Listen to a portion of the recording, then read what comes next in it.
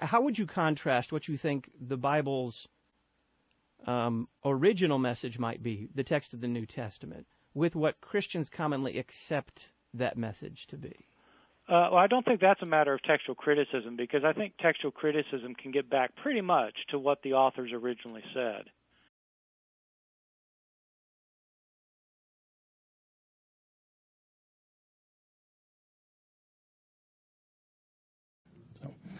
Yes, next. Dr. Ehrman, as you know, there's probably great stylistic differences between your academic and popular writings.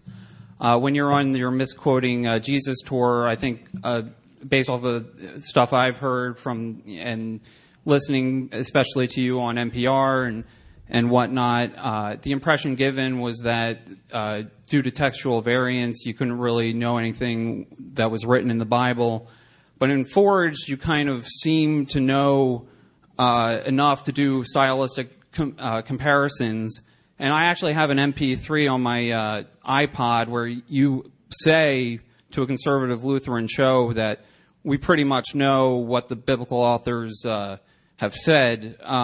If I use your own methodology towards the Bible against you, wouldn't I conclude there's a fake Bart Ehrman out there that contradicts himself? No, it's the real Bart Ehrman who contradicts himself. I don't think I've ever said that we can't know that we have no idea what the biblical authors. You're saying that's the impression given. It may be the impression, but it's certainly nothing I've ever said, because it's not what I think. I mean, we do have differences in the manuscripts that make it difficult to know what the authors wrote. I mean, that's what misquoting Jesus was about. That we have 5,600 some manuscripts of the New Testament. No two of them are exactly alike. That's a fact.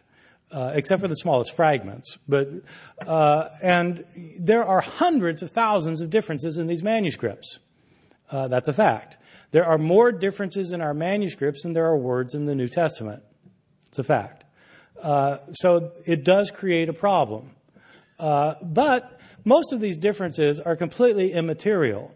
As I say in misquoting Jesus, that most of the differences, most of these hundreds of thousands don't matter for anything.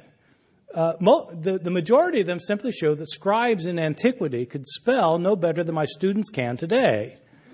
And scribes didn't have spell check. I mean, these students who hand in papers with misspelled words, you wonder what you can't believe it. I mean, the computer tells you it's misspelled. It puts it in red. I mean, how dumb can you get? But scribes didn't have that, and so they misspelled tons of words. So, I think these differences, that some of the differences are really significant. But I don't think that it means that we just throw up our hands and say we have no clue what the Gospel of Mark said. We do have a clue what Mark said. We have manuscript evidence for what Mark said. So if that's the impression that has been given, it's not the impression that I mean.